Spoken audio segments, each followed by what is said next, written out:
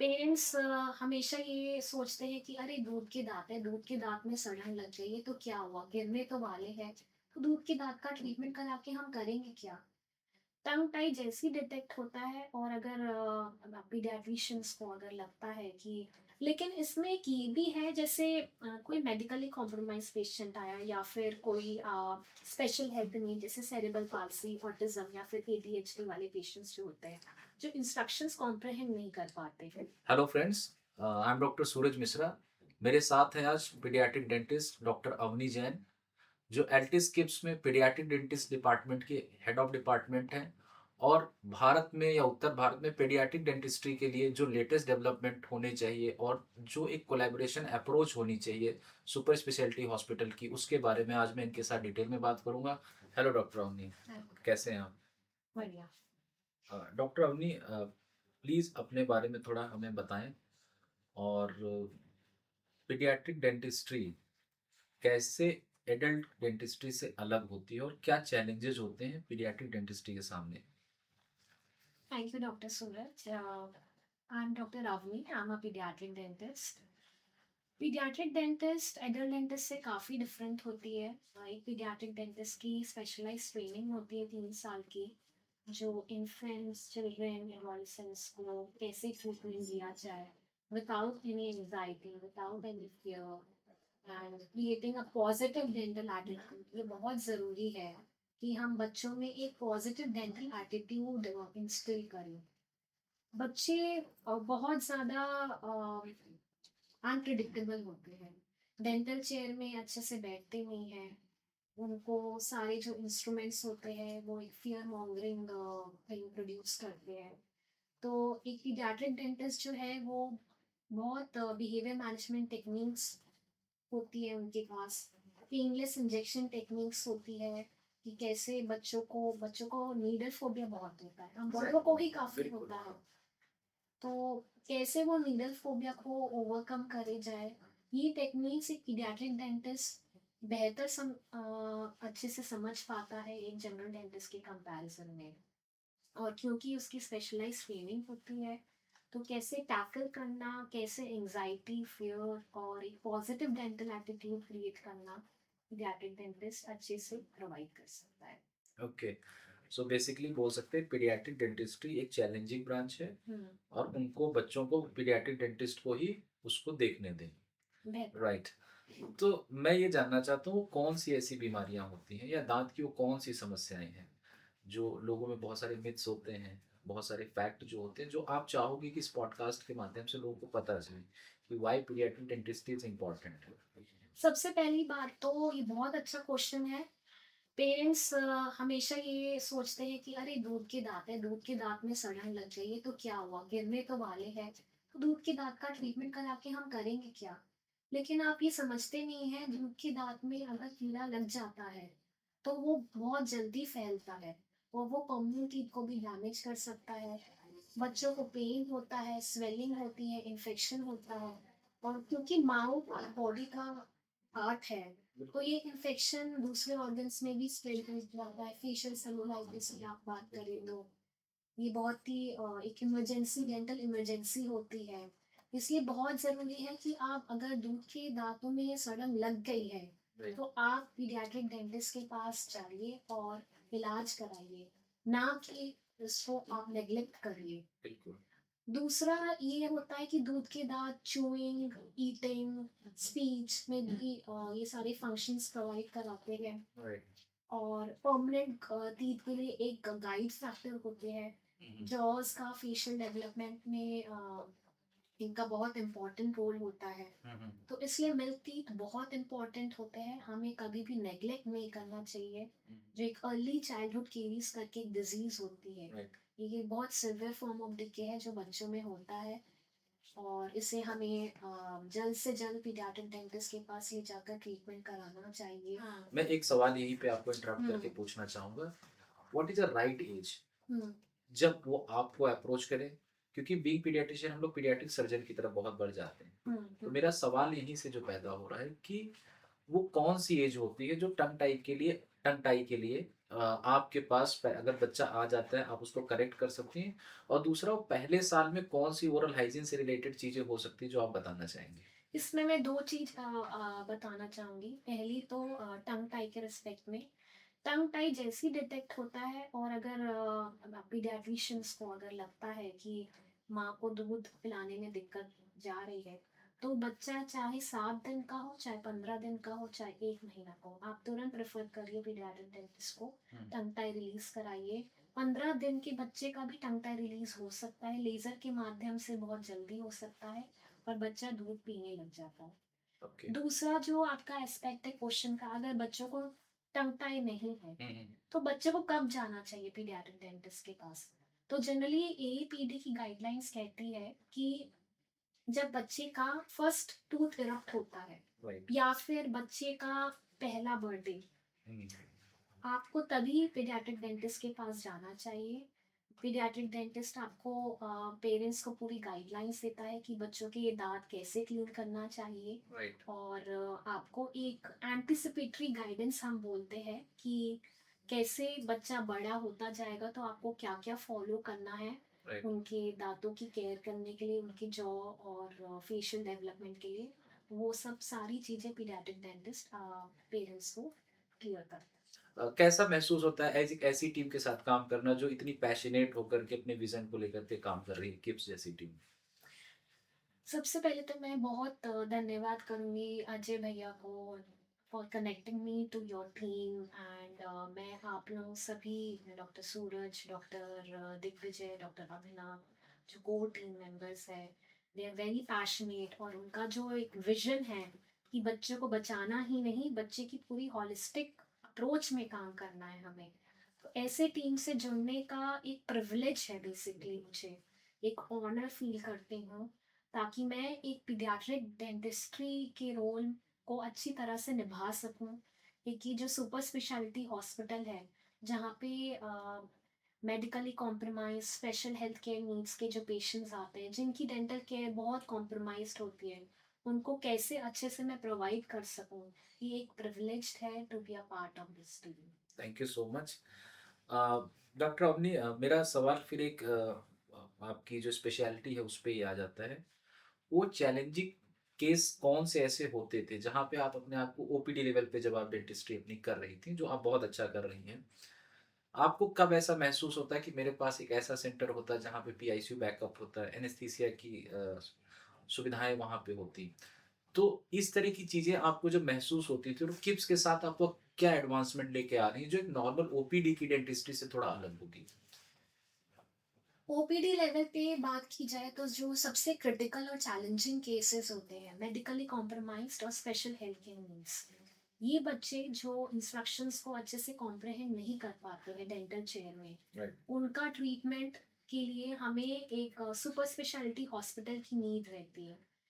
एक ऐसा super speciality hospital जिनमें एक टीम हो, हेमेटोलॉजिस्ट की, paediatric haematologist, right, paediatric endocrinologist, paediatric anaesthesiologist, ये पूरी राइट, टीम जब अच्छे से वर्क करती है, उनका पूरा इवैल्यूएट करती है मेडिकली, और उनको फिट करती है, क्योंकि राइट। इनका जो ट्रीटमेंट होता है ना डॉक्टर सूरज जी, जी, यहाँ पर हम डेंटल चेयर में नहीं कर सकते। बिल्कुल। इनको हमें जनरल एनेस्थीसिया या फिर सेडेशन में आप लोग तो करना पड़ता नाइट्रस है। वगैरह यूज़ करने लगे हैं हाँ, डेंटिस्ट्री में, राइट? नाइट्रस भी यूज करते हैं, जिन्हें हम हैप्पी गैस कहते हैं। Right. Please tell me about that. लोगों को, बच्चों को खुश होके दाँत का इलाज कराने में ज़्यादा हाँ, अच्छा लगता तो होगा। इसमें मैं थोड़ा-सा बताऊँगी डिटेल में। हैप्पी गैस जो होती है, it is a nitrous oxide oxygen inhalation machine. एक मशीन होती है जिससे हम नाइट्रस ऑक्साइड और ऑक्सीजन को परसेंटेज बेसिस में, बच्चा नेज़ल हुड रहता है, नोज़ पे रखता है और बच्चा इन्हेल करता है। तो इससे एक बहुत सूदिंग और कामिंग, रिलैक्सिंग इफ़ेक्ट प्रोवाइड करता है, और बच्चे का जो एंग्ज़ायटी लेवल होता है वो बहुत कम हो जाता है। और डेंटल ट्रीटमेंट बहुत अच्छे से हो जाता है जब आपको इंजेक्शन देना रहता है for any procedure, like root right, canal treatment हो गया या फिर बच्चे का दांत निकालना है, तो बहुत अच्छी तरीके से आप प्रोवाइड कर सकते हैं। लेकिन इसमें एक ये भी है, जैसे कोई मेडिकली कॉम्प्रोमाइज पेशेंट आया या फिर कोई स्पेशल हेल्थ नीड, जैसे सेरेब्रल पाल्सी, ऑटिज्म या फिर एडीएचडी वाले पेशेंट्स जो होते हैं, जो इंस्ट्रक्शंस कॉम्प्रहेंड नहीं कर पाते, तो नेज़ल हुड हम अच्छे से उन्हें पहना नहीं सकते, तो उसके लिए हमें सेडेशन और जीए में ही जाना पड़ता है, राइट। General anaesthesia.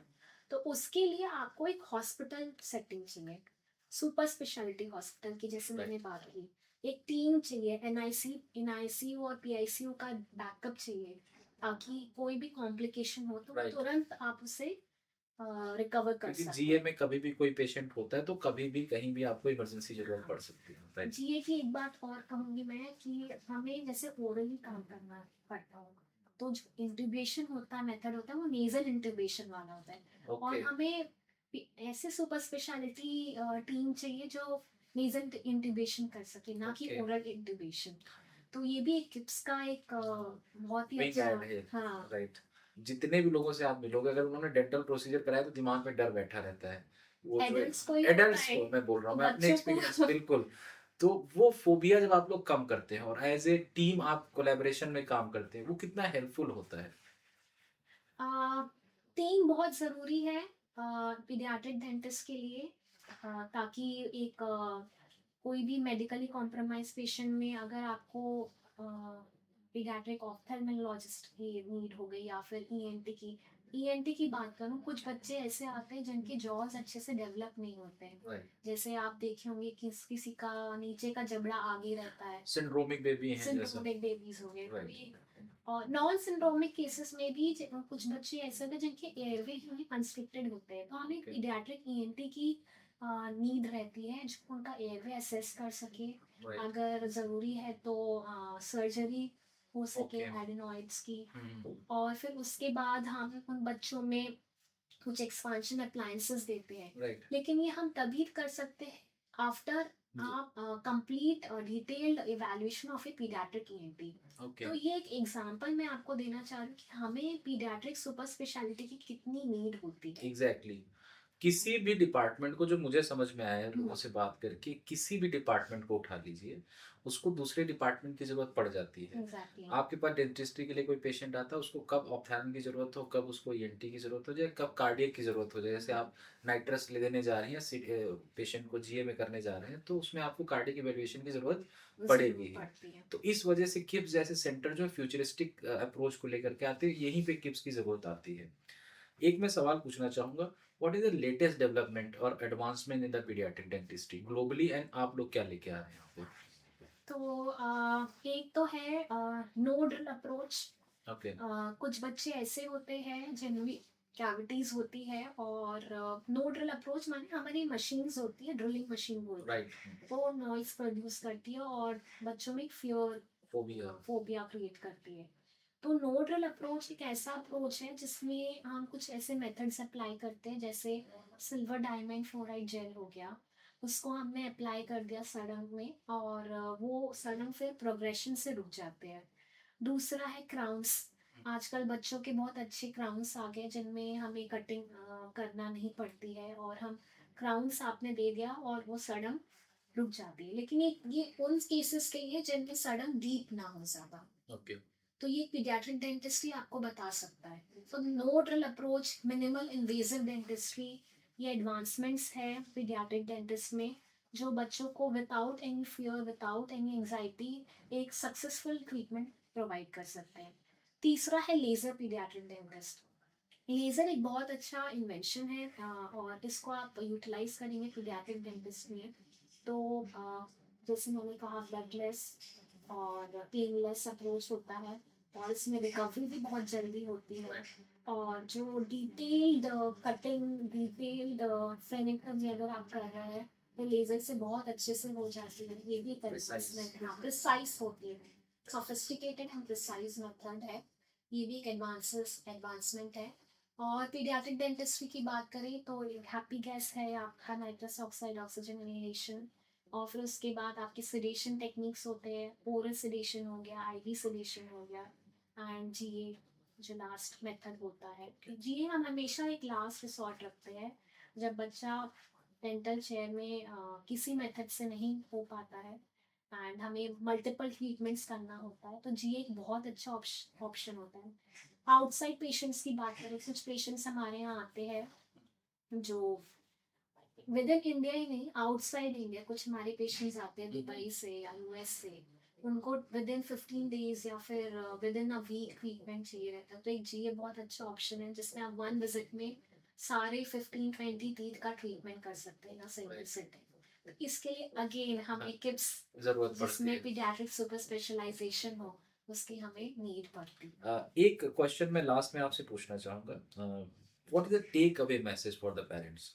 जो आप बच्चों को ओरल हेल्थ से रिलेटेड देना चाहेंगी और ये बताना चाहेंगी कि why paediatric dentistry is so important for the kids? उसको बहुत ज़्यादा इग्नोर करने की ज़रूरत अब नहीं है। पहली बात तो आप अपने बच्चों की ओरल हेल्थ को इग्नोर बिल्कुल मत करिए। जितनी आपकी जनरल हेल्थ इम्पोर्टेंट है बच्चे की, उतनी ओरल हेल्थ भी इम्पोर्टेंट है। दूसरा एक चीज़ है, जो बच्चों के टेढ़े-मेढ़े दाँत होते हैं, वो आप पहले ज़माने में ये होता था कि 12 साल तक वेट करते थे, तार लगते थे। लेकिन आजकल न्यूअर टेक्निक्स आ गई है, अलाइनर्स आ गए हैं, जिसे हम इनविजिबल ब्रेसेस बोलते हैं, वो भी आजकल बच्चों में यूज़ करने किया जा सकता है। तो यही है कि आप बच्चे की ओरल हेल्थ को नेग्लेक्ट ना करिए, पीडियाट्रिक डेंटिस्ट के पास रेगुलरली विजिट करिए and what is the right age for the alignment या जो ब्रेसेस होते हैं? और उसकी जो एक पूरी एक तरीका होता है, कैसे होता है, उसको समझाएँ क्योंकि बहुत कॉमन समस्या है जो हम लोग देखते हैं और पेरेंट्स उसको लेके काफ़ी अननोइंग भी रहते हैं। इवन कुछ लोग तो जॉ अलाइनमेंट वगैरह भी करते हैं। तो उस पे थोड़ा डिटेल में आप बताएँ। ये बहुत अच्छा सवाल है। तो जैसे मैंने कहा आपको कि पहले ऐसा होता था, नॉर्म था कि 12-13 साल तक वेट करेंगे, उसके बाद बच्चों को तार लगा करके हम बच्चों का टीथ अलाइन कर देंगे। इन टुडेज़ वर्ल्ड आपको 12 साल तक वेट करने की ज़रूरत नहीं है। जो फर्स्ट स्क्रीनिंग बोलते हैं, फर्स्ट ऑर्थोडोंटिक स्क्रीनिंग, वो 7 इयर्स ऑफ एज में आप करा सकते हैं। इनफैक्ट अगर कुछ ऐसी कंडीशंस होती है, अगर आपका मैक्सिला कंस्ट्रिक्टेड है 5 इयर्स ऑफ एज में, तब भी आप एक असेसमेंट के लिए जा सकते हैं और आपको पीडियाट्रिक डेंटिस्ट कुछ पॉइंटर्स बता करके आपका एयरवे असेसमेंट करा करके थ्रू पीडियाट्रिक ईएनटी, फिर आपको 7 इयर्स ऑनवर्ड्स आपको alignment of teeth, alignment of jaws के लिए आपको ले सकता है ट्रीटमेंट के लिए। So thank you so much doctor Avani. आपने वक्त निकाला और आज आपने बहुत सारी चीज़ें वो बताई जो मुझे भी नहीं पता थी। तो डेफिनेटली ये लोगों के लिए बहुत अच्छी चीज़ होगी कि पेडियाट्रिक डेंटिस्ट्री को और बेहतर तरीके से समझें और समझें कि क्यों हर विभाग के डॉक्टर्स होने अब ज़रूरी है, समय की ज़रूरत है। इसी क्लोजिंग रिमार्क्स के साथ मैं आपको फिर एक बार थैंक यू बोलूँगा। So thank you so much being with us and always keep motivating our team Eltis kids. Thank thank you. You.